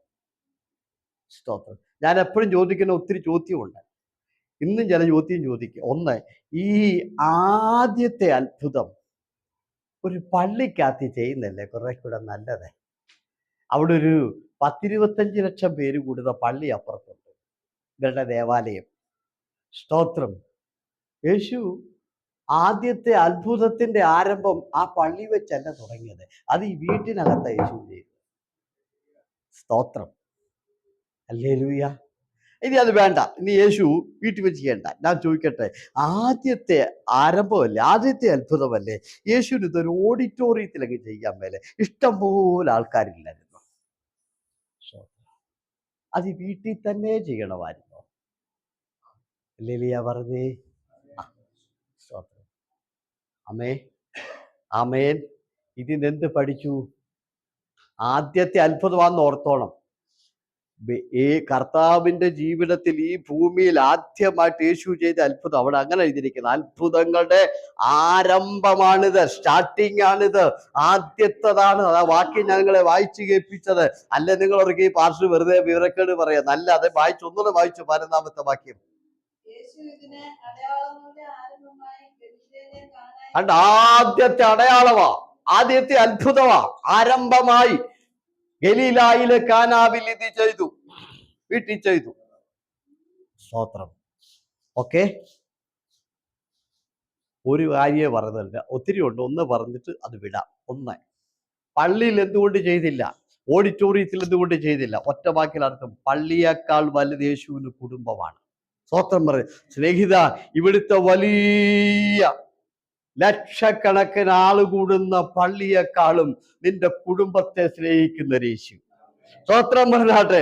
ലക്ഷക്കണക്കിന് 25 ലക്ഷം പേര് കൂടുന്ന പള്ളി അപ്പുറത്ത് കിടക്കുമ്പോൾ യേശു ആദ്യത്തെ അത്ഭുതം ചെയ്യാൻ വേണ്ടി കാനാവിലെ കല്യാണ വീടാണ് തിരഞ്ഞെടുത്തത്. കാരണം യേശു വീടിനെ സ്നേഹിക്കുന്നവനാണ്, വീട്ടുകാരുടെ വിഷമത്തിൽ ഇറങ്ങുന്നവനും മാനിക്കുന്നവനും.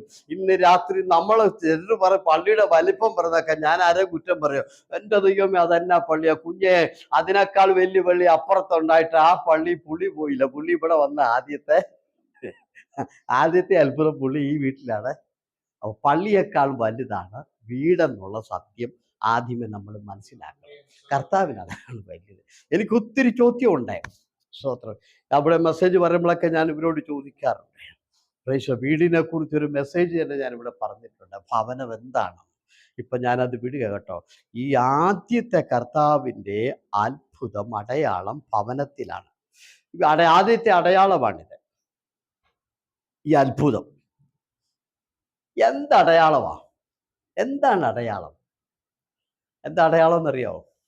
നിങ്ങളുടെ വീട്ടിൽ കല്യാണത്തിന് വന്നതേ മറിയത്തിന്റെ മകനല്ല, അടുത്ത അച്ഛനല്ല, സ്വർഗത്തിൽ നിന്ന് ഇറങ്ങി വരുന്ന സാക്ഷാൽ ദൈവപുത്രനാണെന്നുള്ളതിന്റെ അടയാളമാണ് പച്ചവെള്ളം വീഞ്ഞായി മാറിയത്. ഹല്ലേലൂയ പറഞ്ഞേ. നമ്മള് വീഞ്ഞെന്ന അത്ഭുതത്തെ അല്ല കാണേണ്ടത്. അടയാളം എന്താണ്?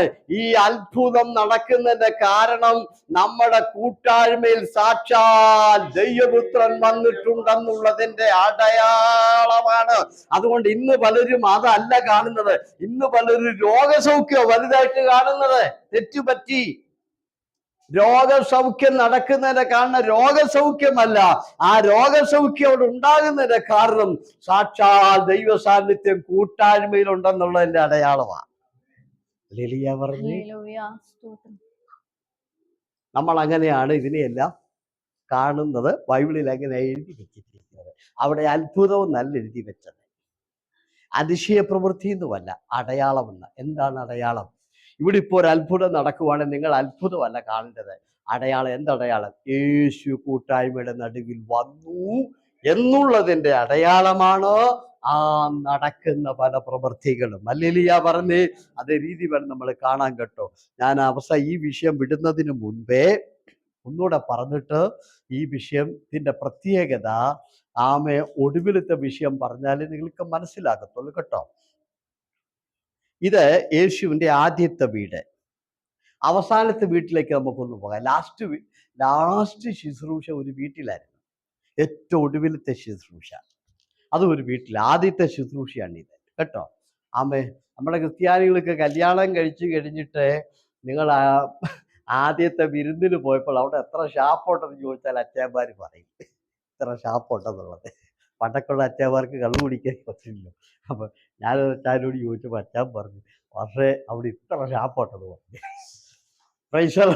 മനസ്സിലായി. അവർ പോയ സ്ഥലമെല്ലാം പറഞ്ഞു. അത് കഴിഞ്ഞപ്പോൾ ഞാൻ ചോദിച്ചു, അച്ഛാ സങ്കീർത്തനം എത്രയുണ്ട്? അച്ഛൻ വീട്ടിലോട്ട് നോക്കുക. ജനിച്ചത് ക്രിസ്ത്യാനിയാ. ഏതാ ജനിച്ചത് ക്രിസ്ത്യാനിയാ. വേദപുസ്തകത്തിൽ സങ്കീർത്തനം എത്ര ഉണ്ടെന്ന് ചോദിച്ചപ്പോൾ അച്ഛൻ വട്ടം നോക്കുക. ഷാപ്പ് എത്ര ഉണ്ടെന്ന് ചോദിച്ചപ്പോൾ കൃത്യ കണക്ക് പറഞ്ഞു. ഏതാ അമ്മാമ്മയും കൊണ്ട് ആദ്യത്തെ വിരുന്ന് പോക്കിന് അച്ഛൻ ഏതെല്ലാം ഷാപ്പിൽ കയറി അവിടെ എത്ര ഷാപ്പുണ്ട്, എത്ര കപ്പൊക്കെ ചോദിച്ചപ്പോൾ കറക്റ്റ് കണക്ക് പറഞ്ഞു. സങ്കീർത്തനം എത്ര ചോദിച്ചപ്പോൾ അച്ഛൻ ഇന്നും അറിയത്തില്ല. ഇതാണ് നമുക്കൊക്കെ പറ്റിയിരിക്കുന്ന കുഴപ്പം. വചനം ഇന്നും നമുക്കാർക്കും അറിയത്തില്ല. വായിക്കത്തുമില്ല, ഇത് പഠിക്കത്തുമില്ല, ശരിക്ക് കേൾക്കത്തുമില്ല, ഇതനുസരിക്കാനും മനസ്സില്ല. ഹല്ലേലൂയ. അപ്പൊ നമ്മൾ ഇതറിയണം. ലൂക്കോസ് 22:7 പെട്ടെന്ന് വായിച്ചോ. ലൂക്കോസ് 22:7. പെസഹ കുഞ്ഞാടിനെ അറക്കേണ്ടുന്ന പുളിപ്പില്ലാത്ത അപ്പത്തിന്റെ പെരുന്നാളായപ്പോൾ അവൻ പത്രോസിനെയും യോഹന്നാനെയും അയച്ചു. നിങ്ങൾ പോയി നമുക്ക് പെസഹ കഴിപ്പീൻ, ഒരുക്കുവീൻ എന്ന് പറഞ്ഞു. ഞങ്ങൾ എവിടെ ഒരുക്കണമെന്ന് അവർ ചോദിച്ചതിന്, നിങ്ങൾ പട്ടണത്തിൽ എത്തുമ്പോൾ ഒരു കുടം വെള്ളം ചുമന്നുകൊണ്ട് ഒരു മനുഷ്യൻ നിങ്ങൾക്ക് എതിർപ്പെടും. അവൻ കടക്കുന്ന വീട്ടിലേക്ക് പിൻചെന്ന് വീട്ടുടയവനോട്, ഞാൻ എന്റെ ശിഷ്യന്മാരുമായി പെസഹ കഴിപ്പാനുള്ള ശാല എവിടെ എന്ന് ഗുരു നിന്നോട് ചോദിക്കുന്നു എന്ന് പറവീൻ. അവൻ വിരിച്ചൊരുക്കിയ ഒരു വൻമാളിക കാണിച്ചു തരും, അവിടെ ഒരുക്കുവീൻ. ഇതാണ് കർത്താവിന്റെ അവസാനത്തെ ശുശ്രൂഷ. ലാസ്റ്റ് പെസഹയ. ഇനി കർത്താവിന് ഈ ഭൂമിയിൽ ശുശ്രൂഷ ഇല്ല കേട്ടോ. അവസാനത്തെ ശുശ്രൂഷ. ഇത് കഴിഞ്ഞ് കർത്താവ് പോകുന്നത് ഗദസമന തോട്ടത്തിൽ പ്രാർത്ഥനയ്ക്കാണ്. സ്തോത്രം. ഈ അവസാനത്തെ ലാസ്റ്റ് വീട്ടിൽ, ആദ്യത്തെ വീട് കാനാവിലെ കല്യാണ വീട്, ഇത് അവസാനത്തെ വീട് കേട്ടോ. ഒരു പട്ടണത്തിലേക്ക് നിങ്ങൾ ചെല്ലുക. അപ്പോൾ ഒരാൾ വെള്ളം കോരിക്കൊണ്ട് വരും. അയാളുടെ പുറകെ നിങ്ങൾ ചെല്ലുമ്പോൾ അയാൾ ഒരു വീട് കാണിച്ചു തരും. അവിടെ പെസഹ ഒരുക്കാൻ പറയും ശിഷ്യന്മാരോട്. വളരെ ശ്രദ്ധിക്കണം. ഇതിനകത്തും നമുക്ക് ചില ദൈവിക ആലോചനകളുണ്ട്. ഈ പെസഹ എന്ന് പറയുന്നത് അവർക്ക് നിർബന്ധമാണ്. മാറ്റിവെക്കാവുന്ന ഒരു പ്രാർത്ഥനാ ദിവസമല്ല ഈ പെസഹയുടെ ദിവസം. ഇസ്രായേൽ ഫറവോ രാജ്യത്തു നിന്ന് വിടുതൽ പ്രാപിച്ച് പോന്നതിൻ്റെ ഓർമ്മ ദിവസമാണ് പെസഹ. കുഞ്ഞാടിൻ്റെ രക്തം കട്ടിലപ്പടിമേലൊക്കെ പുരട്ടി അവരവിടെ നിന്ന് വിടുതൽ പ്രാപിച്ചു. ചെങ്കടൽ ഇക്കരെ കയറി. അപ്പൊ കർത്താവ് പറഞ്ഞു, ഇത് നിങ്ങൾക്ക് ഒരോർമ്മയായിട്ട് എല്ലാ വർഷവും നിങ്ങൾ ഈ പെസക ആചരിക്കണം. അതെന്തിനാ? എന്താണ് അതിൻ്റെ അർത്ഥം? ഓർമ്മ, എല്ലാ ദിവസവും പെസക ആചരിക്കണം. സ്തോത്രം. പഴയ നിയമത്തിലാവട്ടെ, പുതിയ നിയമത്തിൽ നമുക്കൊന്നുമില്ല. നമുക്കൊന്നേ ഉള്ളൂ പുതിയ നിയമത്തിൽ. ഏതാ? ഇതെന്റെ ഓർമ്മയ്ക്കായി ചെയ്യുവിൻ, അവൻ അപ്പം എടുത്ത് സ്തോത്രം ചൊല്ലി. അതേ ഉള്ളൂ. പഴയ നിയമത്തിലുണ്ട് കേട്ടോ. പഴയ നിയമത്തിൽ പെസകായുണ്ട്, ഓർമ്മയുണ്ട്, എല്ലാം ഉണ്ട്. പുതിയ നിയമത്തിലില്ല. അപ്പൊ യേശു പറയാണ്, പെസക ഒരുക്കാൻ ഒരു മാളിക മുറി അവൻ കാണിച്ചു തരും, നിങ്ങൾ അവിടെ ഒരുക്കുക. അപ്പൊ ഇവർക്കെല്ലാം പെസക ഒരുക്കണം. ഇവർക്ക് അതിന് സ്ഥലമില്ല.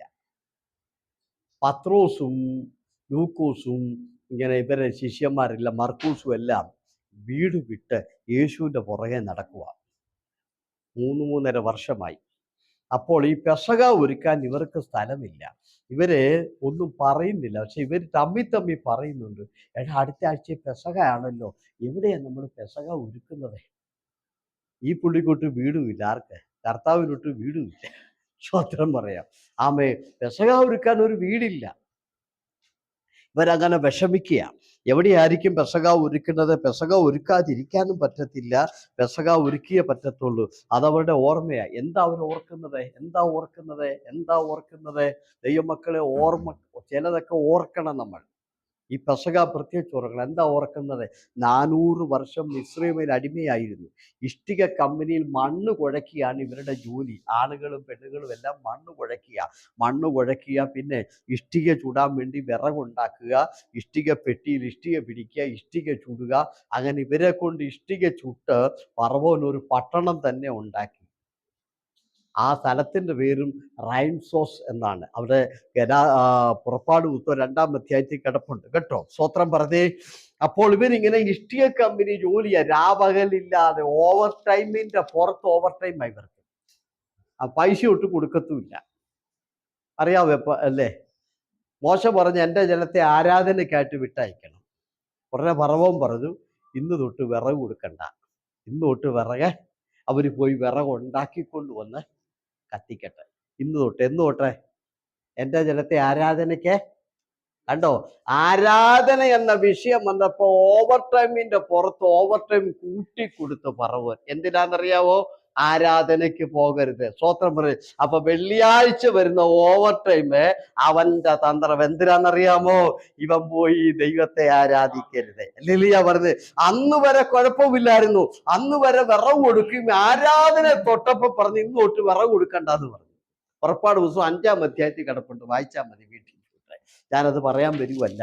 അവിടെ ഇങ്ങനെ ഇസ്രായേലിനെ വിടുവിച്ചു. 400 വർഷത്തെ അടിമത്തത്തിന്റെ ചങ്ങല പൊട്ടിച്ച് ചെങ്കടൽ കടത്തി ദൈവം ആ രാജ്യത്തു നിന്നും വെളിയിലെടുത്തു. അപ്പോൾ അവരോട് പറഞ്ഞു, നിങ്ങള് ഇത് എല്ലാ വർഷവും പെസക ആചരിക്കണം, ഓർമ്മയായിട്ട്. ഒറ്റ വാക്കിൽ അർത്ഥം പറയുന്നു, വിടുതൽ മറന്നു പോകരുത്. 400 വർഷം കടന്ന കെട്ടിൽ നിന്ന് ഞാൻ നിങ്ങളെ വിടുവിച്ചത് മറക്കാതിരിക്കാൻ വേണ്ടി എല്ലാ വർഷവും നിങ്ങൾ പെസക എനിക്ക് പറയണം, മറക്കരുത് കുഞ്ഞ്. നിന്നെ ബഹറി നീ അകപ്പെട്ടു പോയ ഓരോ കെട്ടിനകത്തുനിന്നും ഒടേതമ്പുരാൻ പൊട്ടിച്ചത് നീ ഒരിക്കലും മറക്കാൻ പാടില്ല. അത് ഓർക്കണം. അതിനാണ് പെസക ആചരിക്കുന്നത്. ലിലിയ പറഞ്ഞ് ദൈവത്തിന്റെ വിടുതലും മറക്കുന്നവരായി ദൈവമക്കൾ ഒരിക്കലും മാറരുത്. അതെന്നും ഓർത്തിരിക്കാനാണ് കർത്താവ് പറഞ്ഞത്. ഇത് നിങ്ങൾക്കൊരു ഓർമ്മയായി തീരട്ടെ. ഇവിടെ ഇരിക്കുന്ന പലരോട് ഞാൻ പറയട്ടെ, തിരിച്ചു പോകാൻ തുടങ്ങിയവരെ പിടിച്ചുവിടെ നിർത്തിയതും, ജോലി ഇല്ലാതിരുന്നവർക്ക് വഴി തുറന്നു തന്നതും, സാമ്പത്തികമായി മുന്നോട്ട് നീങ്ങുവാൻ പറ്റാത്തവർക്ക് സാമ്പത്തികം തുറന്നു തന്നതും, കമ്പനിയെല്ലാം അടച്ചുപൂട്ടി പോയവർക്ക് വീണ്ടും കമ്പനി തുറന്നു കൊടുത്തതും, അങ്ങനെ ദൈവം തന്ന വിടുതൽ ജീവിതത്തിൽ ഒരിക്കലും മറക്കരുത്. അതോർക്കണം. ഹല്ലേലൂയ പറഞ്ഞത്. അതിന് കൊടുത്ത പെരുന്നാളാണ് പെസക പെരുന്നാള്. ഓർക്കാൻ കൊടുത്തതാണ്. നമ്മൾ ഓർക്കണം കേട്ടോ. സ്തോത്രം. ആ പെസക ഇവർക്ക് മുടക്കാൻ പറ്റത്തില്ല. ഇവർക്ക് പെസക നടത്താൻ സ്ഥലമില്ല. ഇവരിങ്ങനെ വിഷമിച്ചിരിക്കുമ്പോ കർത്താവ് പറഞ്ഞു, നിങ്ങളെ പട്ടണത്തിലോട്ട് ചെല്ലേ, അവിടെ ഒരു മനുഷ്യനെ കാണും, അയാൾ ഒരു മാളിക മുറി കാണിക്കും, നിങ്ങൾ അവിടെ പെസക ഒരുക്കാൻ പറഞ്ഞു. സ്തോത്രം. അതിന്റെ അർത്ഥം എന്താ? അതിന്റെ അർത്ഥം ഇവർക്ക് പെസക ഒരുക്കാൻ ഇവരറിയാതെ ഒരു മാളിക മുറി കർത്താവ് നേരത്തെ കരുതിയിരുന്നു. ഹല്ലേലൂയ പറഞ്ഞ്. ഇന്ന് രാത്രി കൂടെ നടക്കുന്നവരുടെ ആവശ്യം അവരറിയുന്നതിന് മുമ്പേ കർത്താവ് അറിഞ്ഞിട്ട് അവരറിയാതെ അവർക്ക് വേണ്ടി മാളിക മുറി കരുതിയ ദൈവം. ഹല്ലേലൂയ പറഞ്ഞ്. ഇന്ന് രാത്രി ദൈവ പൈതലേ, ഇന്ന് രാത്രി നീ അറിയുന്നതിന് മുമ്പേ നിന്റെ വിഷയം ഓടേ തമ്പുരാൻ അറിയാം. ഹല്ലേലൂയ പറഞ്ഞ്. നിനക്ക് വേണ്ടി നീ അറിയാതെ തന്നെ നിനക്ക് വേണ്ടി കരുതുന്ന ഒരു ദൈവമാണ് നമ്മുടെ ദൈവം. ശിഷ്യന്മാർ ഓർത്തില്ല ഇങ്ങനെ ഒരു മാളിക മുറി കർത്താവ് കരുതിയിട്ടുണ്ടെന്ന്. അവർ അന്നരമാണ് അറിഞ്ഞത്. അതുകൊണ്ട് ഇന്ന് രാത്രി ഞാൻ ഒരിക്കൽ കൂടെ പറയുന്നു, ഇവിടെ ഇരിക്കുന്ന ചിലരോട് പറയുകയാണ്, നിങ്ങൾ പറയുന്നതിന് മുമ്പേ നിങ്ങളുടെ വിഷയം പുള്ളി അറിഞ്ഞിരിക്കുകയാണ്. നിങ്ങൾ കരുതുന്നാൻ വേണ്ടി നിങ്ങൾക്ക് വേണ്ടി കർത്താവ് നേരത്തെ കരുതിയിട്ടുണ്ട്. ഈ മാളിക മുറി എപ്പോഴാണ് കർത്താവ് ആ വീട്ടുകാരനെ കണ്ട് അറേഞ്ച്മെന്റ് ചെയ്തെന്ന് ബൈബിളിൽ എഴുതിയിട്ടില്ല. എങ്കിലും ആ വീട്ടുകാരനെ കണ്ടപ്പോൾ കർത്താവ് പറഞ്ഞു, സ്നേഹിത, നിന്റെ വീടിന്റെ മാളിക മുറി അവിടെ ഒരുക്കിയിട്ടേക്കണം. ഞാൻ എന്റെ ശിഷ്യന്മാരുമായി അങ്ങോട്ട് ഒരു ദിവസം വരും. ഹല്ലേലൂയ പറഞ്ഞേ. ആ വീട്ടുകാരൻ ആ മാളിക മുറിയുടെ പ്രത്യേകത കണ്ടോ ശിഷ്യ? അത് മാത്രം ഒന്ന് വായിക്കാവോ? ആ മാളിക മുറിയുടെ പ്രത്യേകത കണ്ടോ? വിരിച്ച് ഒരുക്കിയ വൻ മാളിക. ആ സാധാരണ മാളിക മുറിയല്ല, ആ മാളിക മുറി ഡെക്കറേഷൻ ചെയ്തിരിക്കുന്നു. കണ്ടോ? വിരിച്ചൊരുക്കിയ വൻമാളിക മുറി. ദൈവ കർത്താവിനും ശിഷ്യന്മാർക്കും വേണ്ടി ആ വീട്ടുകാരൻ ഒരുക്കിയിട്ടിരിക്കുകയാണ്. എന്നും രാവിലെ അദ്ദേഹം എഴുന്നേറ്റിട്ട് ഇന്ന് ചിലപ്പോ കർത്താവ് വരും എന്നോർത്ത് അദ്ദേഹം പെട്ടെന്ന് ആ മാളിക മുറി ചെന്ന് എന്ത് ചെയ്യും? അവിടെ എല്ലാം ഒന്നുകൂടെ ഒന്ന് ഒരുക്കി വൃത്തിയാക്കി ഇടും. സ്തോത്രം പറഞ്ഞ്. പിറ്റേ ദിവസവും അദ്ദേഹം എന്ത് ചെയ്യും? ഇന്നായിരിക്കും കർത്താവ് വരുന്നെന്നോർത്ത് അന്നും ചെന്ന് ഒരുക്കും. അങ്ങനെ അദ്ദേഹം ഓരോ ദിവസവും ഒരുക്കി ഇട്ടുകൊണ്ടിരിക്കുക. അങ്ങനെ അദ്ദേഹം ഒരുക്കി ഇടുമ്പോഴാണ് പെസഹാ ദിവസം യേശു ശിഷ്യന്മാരും കയറി ചെല്ലുന്നത്. ഹല്ലേലൂയ പറഞ്ഞേ. യേശുവിന് വേണ്ടി അദ്ദേഹത്തിന്റെ വീടിന്റെ മാളിക മുറി ദിവസങ്ങളോളം വിരിച്ചൊരുക്കി അദ്ദേഹം യേശുവിന് ആ മാളിക മുറി ഇട്ടിരിക്കുകയായിരുന്നു. സ്നേഹിത, ഇന്ന് രാത്രി ഞാൻ ചോദിക്കട്ടെ, നിന്റെ ഹൃദയം യേശുവിന് വേണ്ടി വിരിച്ചൊരുക്കി ഒരു മാളിക മുറി പോലെ ഇന്ന് രാത്രി നീ ഏൽപ്പിച്ചു കൊടുക്കാൻ തയ്യാറാണോ? സ്തോത്രം പറഞ്ഞാട്ട്. തയ്യാറാകുന്നെങ്കിൽ ഇന്ന് രാത്രിയിൽ യേശു അതിനകത്ത് പ്രവേശിക്കാൻ തയ്യാറാണ്. ആ വീട്ടുകാരൻ തന്റെ വീടിന്റെ പ്രധാനപ്പെട്ട മാളിക മുറി വിരിച്ചൊരുക്കി യേശുവിന് അതിനകത്ത് തന്റെ ശുശ്രൂഷ ചെയ്യാൻ വേണ്ടി, യേശുവിന് അതിനകത്ത് കൂട്ടായ്മ ആചരിക്കാൻ വേണ്ടി, തന്റെ ശിഷ്യന്മാരുമായിട്ട് കൂട്ടായ്മ നടത്താൻ വേണ്ടി ഒരുക്കി ഇട്ട് കൊടുത്തിരുന്നു. ഇന്ന് രാത്രി ഞാൻ ചോദിക്കട്ടെ, നിന്റെ ഹൃദയം ഒരുക്കി കൊടുക്കാൻ നീ തയ്യാറാണോ? ഇന്ന് രാത്രിയിൽ? ആമേൻ. ദിവസങ്ങളോളം ഒരുക്കിയിട്ട് കൊടുത്തു. ഒരു ദിവസം യേശു ശിഷ്യന്മാരും അതിൽ പ്രവേശിച്ചു. യേശുവിന്റെ അവസാനത്തെ ശുശ്രൂഷ ആ വീട്ടിലായി. സ്തോത്രം. ആദ്യത്തെ ശുശ്രൂഷ കല്യാണ വീട്ടിൽ, അവസാനത്തെ ശുശ്രൂഷ ഈ മാളിക മുറിയിലായിരുന്നു. അതുകൊണ്ട് ഇന്ന് രാത്രി ഞാൻ വീണ്ടും പറയുന്നു, 2024 വിരിച്ചൊരുക്കിയ മാളിക മുറിയായി നിന്റെ ഭവനം കൂട്ടായ്മയ്ക്കായി തുറക്കുക. വിരിച്ചൊരുക്കിയൊരു മാളിക മുറിയായി നിന്റെ ഹൃദയം കർത്താവിന് വേണ്ടി ഒരുക്കി കൊടുക്കുക. അതിനകത്ത് യേശു പ്രവേശിക്കട്ടെ. അവിടെ യേശുവിന്റെ കൂട്ടായ്മ നടക്കട്ടെ. നമ്മുടെ ഭവനം അതിനു വേണ്ടി ഒരുക്കി കൊടുക്കുക. എത്ര പേര് ഇന്ന് രാത്രിയിൽ ആ ഒരു സമർപ്പണത്തിലേക്ക് വരും?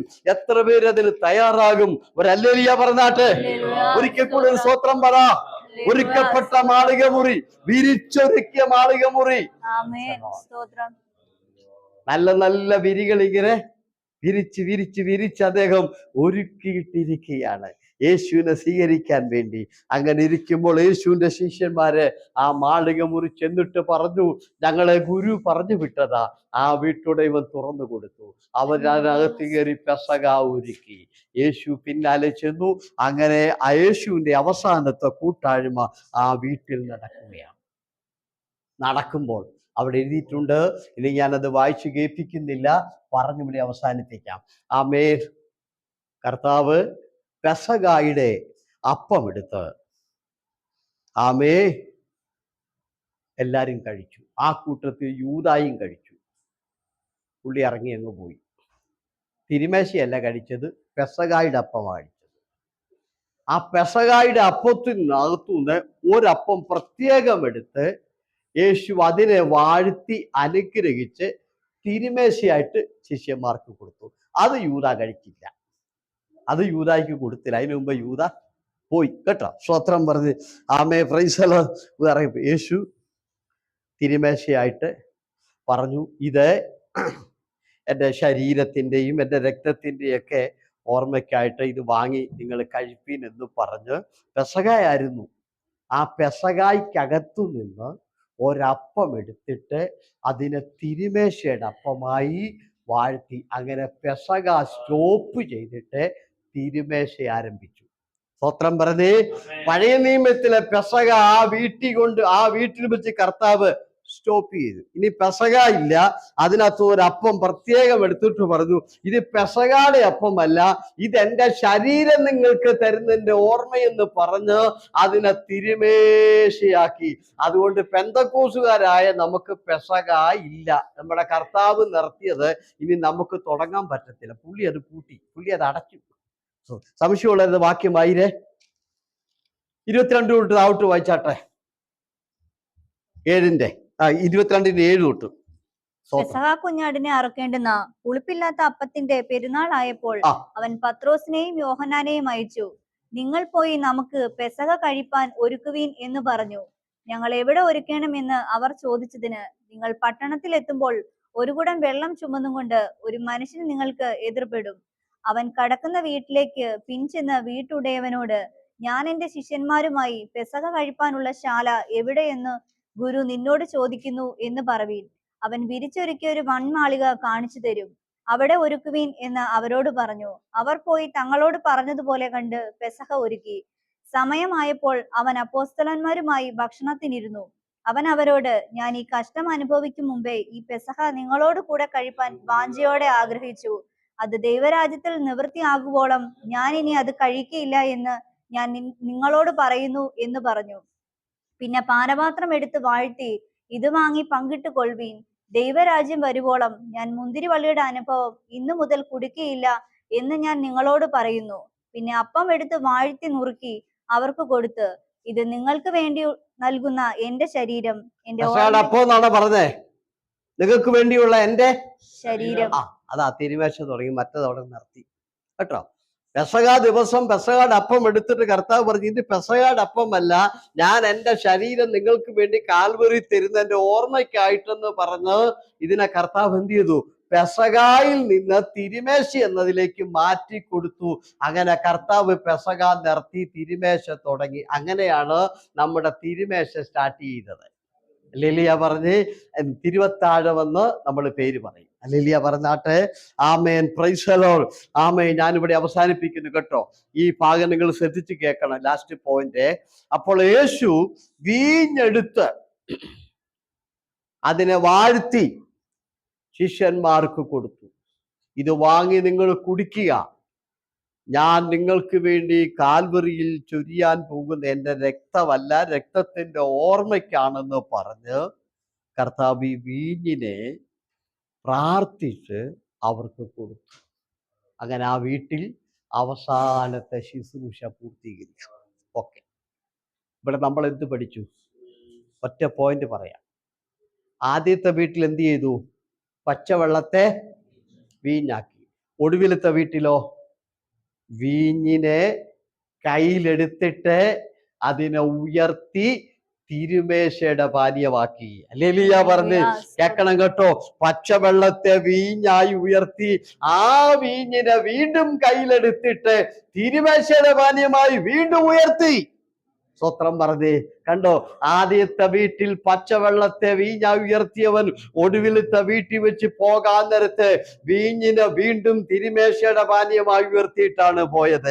ഹല്ലേലൂയ പറഞ്ഞേ. അങ്ങനെ കർത്താവിന്റെ കയ്യിൽ കൊടുത്തതെല്ലാം കർത്താവ് ഉയർത്തിയിട്ടുണ്ട്.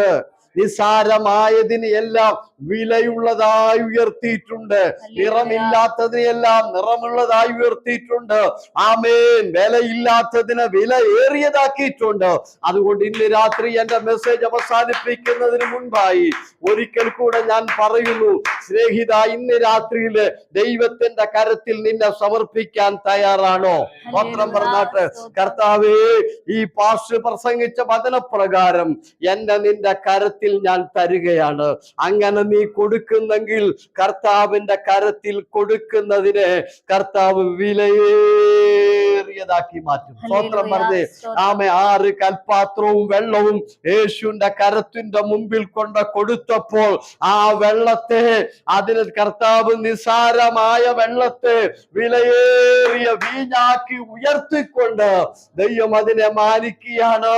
ആമേ. ഒടുവിലത്തെ വീട്ടിൽ വെച്ച് ആമേ വീഞ്ഞിനെ കർത്താവിന്റെ കയ്യിൽ കൊടുത്തപ്പോൾ ആ വീഞ്ഞിനെ തിരുമേശയുടെ പാനീയമായി ഉയർത്തിയ ദൈവം ഇന്ന് രാത്രിയിൽ നിന്റെ ജോലിയിൽ നിന്നെ ഉയർത്തുവാൻ, ആമേ, നിന്റെ ജീവിതത്തിൽ നിന്നെ ഉയർത്തുവാൻ, നീ കടന്നു പോകുന്ന ഏത് അവസ്ഥയിലും നിന്നെ ഉയർത്തുവാൻ, ഏത് നിസ്സാരമായിടത്തു നിന്നും, വിലയില്ലാത്തിടത്തു നിന്നും, ഒരിക്കലും മാറ്റം വരാത്തിടത്തു നിന്നും മാറ്റം വരുത്തി നിന്നെ ഉയർത്തിക്കൊണ്ടുവരാൻ ഇന്ന് രാത്രിയിൽ കർത്താവ് മതിയായ ദൈവമാണ്. എത്ര പേര് അതിന് മുമ്പിൽ തയ്യാറാകും? എല്ലാരും ഒന്ന് കണ്ണടച്ചാട്ടെ. ഒരു നിമിഷം എല്ലാവരും സ്തോത്രം പറഞ്ഞുകൊണ്ട്, സ്തുതി പറഞ്ഞുകൊണ്ട് എന്റെ ഒപ്പം എല്ലാവരും